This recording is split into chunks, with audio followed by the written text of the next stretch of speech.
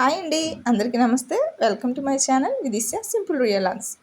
నా channel 100 subscribers అయిన సందర్భంగా నేను మీతో జున్ను రెసిపీ షేర్ చేసుకుంటున్నానండి. అది జున్ను పాలు లేకుండా మామూలు పాలు గుడ్లతో జున్ను ఎలా తయారు చేస్తారో మీకు చూపిస్తున్నాను. ఫస్ట్ ఎర్లీ మార్నింగ్ లెగ్గానే ఫుల్ క్రీమ్ పాలు ప్యాకెట్ని మనం ఒక గిన్నెలో తీసుకొని మరగబెట్టాలండి. వాటర్ అనేది అస్సలు వేయకుండా వాటిని ఎర్లీ మార్నింగ్ మనం టీ పెట్టుకునేటప్పుడే మరగబెట్టుకొని ఒక పావు గంట మరగబెట్టుకొని మరిగిన తర్వాత సైడ్ పెట్టి ఈవినింగ్ అనేది ఈ రెసిపీ చేస్తే మీకు జున్ను గట్టిగా మంచి ముక్కలు వచ్చేటట్టుగా వస్తుంది అనమాట.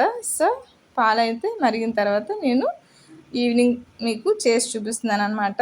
సో చూడండి, ఈ పాలు జున్నుకి కావాల్సిన పదార్థాలు 4 ఎగ్స్ అండి. 1/2 లీటర్ పాలకి 4 ఎగ్స్, ఒక పావు కేజీకి ఎక్కువ బెల్లం, అలాగే మిరియాలు పౌడర్ ఉంటే పౌడరు, లేకపోతే మిరియాలు మనం కొంచెం దంచుతాం కదా, దంచేసి ఉంచుకోవాలన్నమాట. ఇంకా నేనైతే మిక్సీలో వేస్తున్నానండి. విస్కర్ ఉంటే విస్కర్లో వేసుకోవచ్చు. కొంచెం పాలు, 2 ఎగ్స్, అలాగే 2 ట్రిప్స్ వేసుకోండి, ఎందుకంటే మిక్సీ అనేది తుల్లుతుంది కదా. సో అలా తుల్లిపోకుండా ఉండాలంటే 2 ఎగ్స్కి సరిపడిన పాలు వేసి ఫస్ట్ మిక్సీ చేసి నేను జున్ను ఎందులో చేసుకుంటున్నానో అందులోకి అయితే అవి ట్రాన్స్ఫర్ చేసుకుంటున్నాను. సో అలాగే 2 ట్రిప్స్ వేసుకున్నానండి. పాలు అయితే చిమ్ముతాయి. సో మీరు కూడా ఎప్పుడైనా ట్రై చేస్తే ఇలాగా సగం సగం వేసుకోండి. అయిన తర్వాత అందులోకి బెల్లాన్ని అయితే కలుపుతున్నానండి.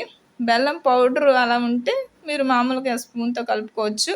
లేదు అనుకుంటే ఇలా చేత్తో, ఇది నేను స్పూన్తో నైఫ్తో అయితే తీసానండి. సో అందువల్ల నేను కొంచెం చేత్తో అయితే కలుపుతున్నాను. కొంచెం కొంచెం చిన్న గట్టిగా ఉన్నాయి. సో అవి చిరగాలంటే చేత్తో కలిపితేనే అవుతాయి. సో చేత్తో అయితే కలిపేసి ఒక పక్కన అయితే పెట్టాను.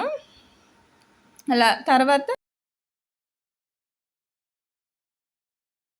ఏదైనా ఉంటే అది తీసుకొని మనం ప్రీ హీట్ చేసుకోవాలండి. ఫస్ట్ ఈ జున్నుకి ఒక 5 మినిట్స్ అలాగా ప్రీ హీట్ చేసుకొని ఉంచుకుంటే జున్ను తొందరగా అది వేడెక్కుతుంది అనమాట. గిన్నె తొందరగా అవుతుంది, లేకపోతే ఎక్కువ టైం పడుతుంది. ఇది ఒక 45 మినిట్స్ పడుతుందండి జున్ను మనకు అవ్వడానికి.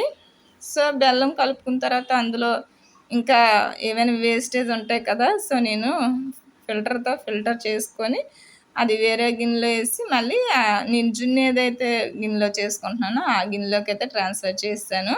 చూడండి, మనకి పాలు అనేవి కొంచెం గ్యాప్ ఉంచుకోవాలండి, లేకపోతే పొంగుతాయి కదా. జున్ను అయ్యేటప్పటికి కొంచెం పైకి వస్తుంది కాబట్టి ఆ మాత్రం గ్యాప్ అనేది ఉంచుకోవాలి జున్ను చేసేటప్పుడు. సో నేను అందుకే ఆ బౌల్ అయితే సరిపోద్దని ఈ బౌల్లో తీసుకున్నాను.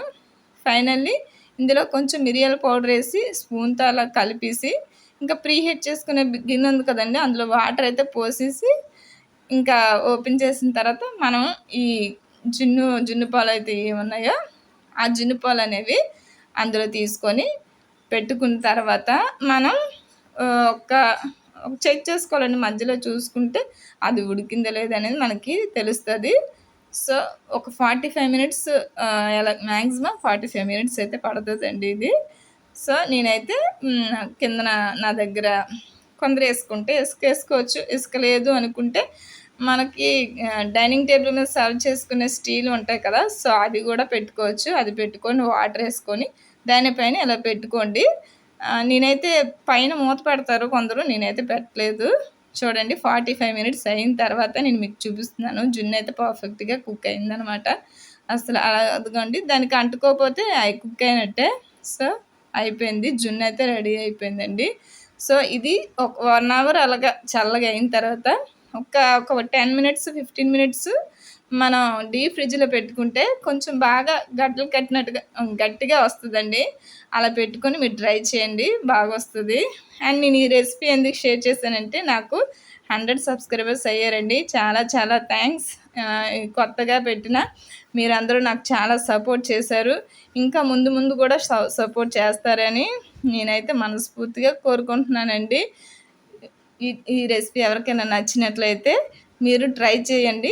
నాకు బాగా వస్తే కమెంట్ సెక్షన్లో షేర్ చేయండి. ఓకేనండి, మీ ఎంకరేజ్మెంట్ నాకు ఎప్పుడు ఉంటుందని మనస్ఫూర్తిగా కోరుకుంటున్నాను. ఇప్పటివరకు ఎవరైనా సబ్స్క్రైబ్ చేసుకోకపోతే ప్లీజ్ సబ్స్క్రైబ్ మై ఛానల్.